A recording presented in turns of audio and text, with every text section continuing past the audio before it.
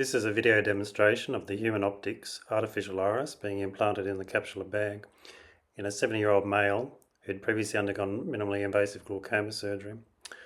During that surgery, he had iris trauma, resulting in a temporal iris trans-illumination defect. As a result of this and increasing cataract over time, he was suffering with photophobia and reducing acuity. Following routine phacoemulsification, the capsular bag is filled with viscoelastic and a capsular tension ring is inserted. This ensures that when the iris implant is inserted in the bag, it adopts a flat profile.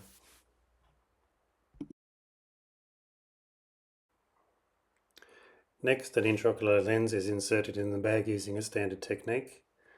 In this case, a toric intraocular lens is being used to correct astigmatism, and the Zeiss Callisto toric alignment system is used to help guide axis placement.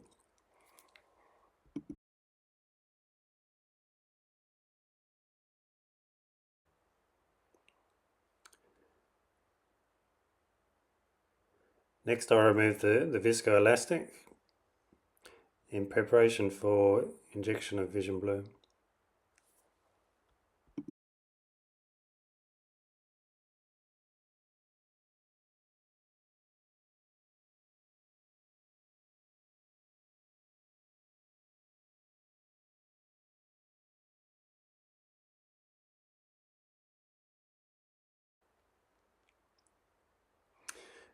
Vision blue is injected into the anterior chamber with the aim of staining the anterior capsule.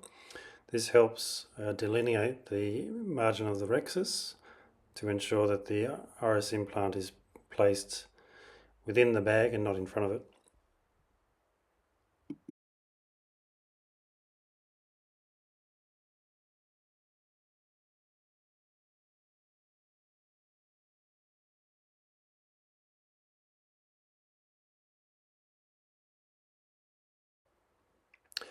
Once the vision blue has been removed, the next step is to measure the diameter of the capsular bag.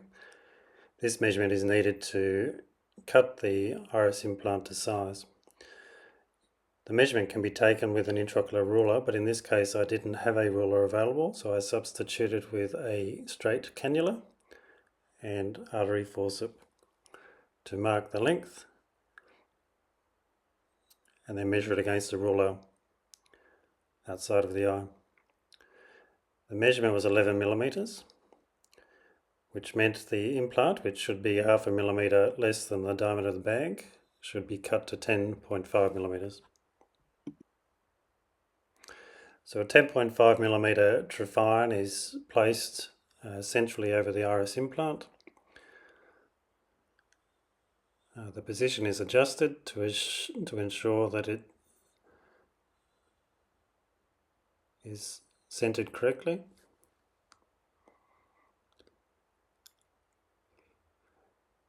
And once I'm happy with the centration, pressure is applied to the trephine to cut the iris implant to size.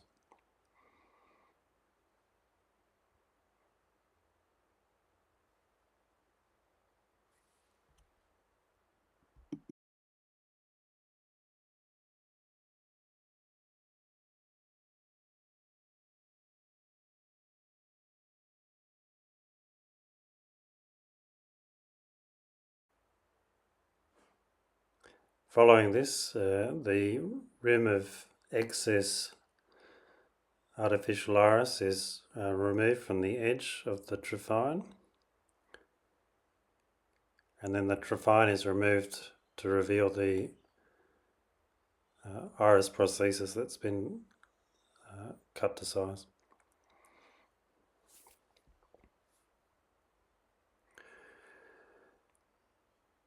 The iris implant is then turned over and folded like a burrito in preparation for insertion into the injector, which is lined with viscoelastic.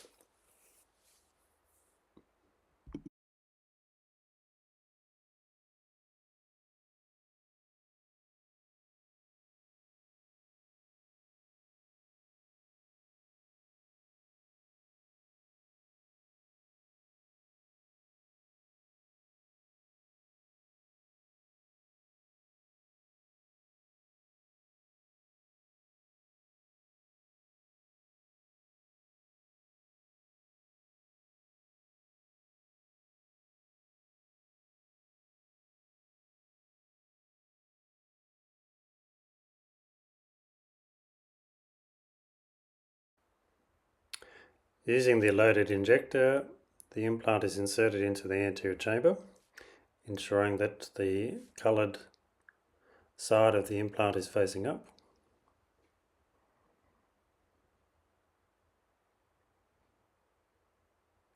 At this point, the implant remains folded on itself, and a second instrument can be useful to help free it up.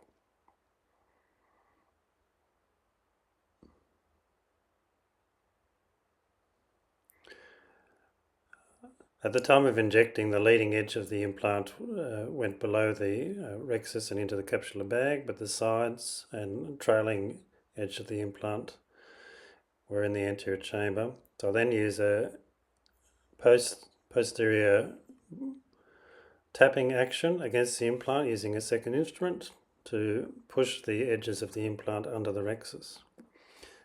Once the position has been confirmed, all viscoelastic is removed from the eye.